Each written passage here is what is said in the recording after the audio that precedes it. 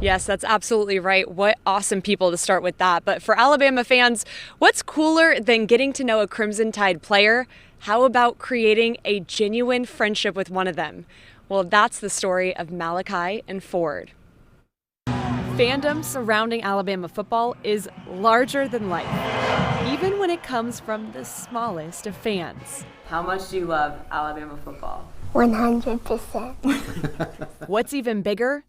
How about the bond between Alabama junior defensive back Malachi Moore and 7-year-old Ford Bertram? The energy and the positivity that he has is what I really like about Ford. What do you love the most about Malachi? That he's on the Alabama football team. I had to let Malachi know. Yeah, that sounds like Ford. No love lost between these two. Somebody in a position like that really take their time and spend time with our guy. It's a real genuine relationship that they have. I love kids, and so if I can find a way to impact somebody's life in a positive way, I'm gonna do that. And it doesn't take that much time, just send a text like thank you or something like that. More is doing more than something like that. When Ford, a native of Trussville, was just 4 years old, he was diagnosed with leukemia.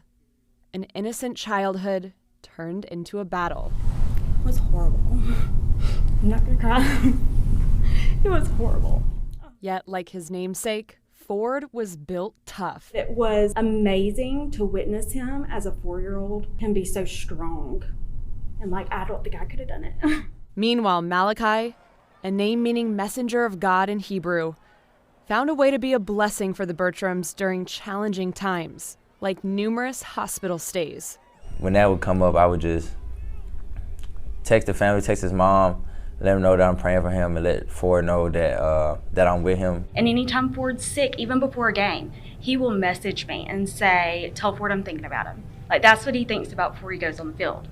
I feel like if anything, Malachi doing that for Ford helps Ford get through it. From in-person visits to phone calls to jerseys and gloves, and last year donating NIL proceeds to help with the Bertrams' hospital fees, Malachi turned his bright spotlight at Alabama onto Ford. It's impressive to see the character of Malachi, and he's really taken his platform and using it for much more than playing football. I'm not trying to do it for any recognition or anything, just to be a good person and help them through the difficult time that Ford was having. And out of all of that, a friendship shined the brightest.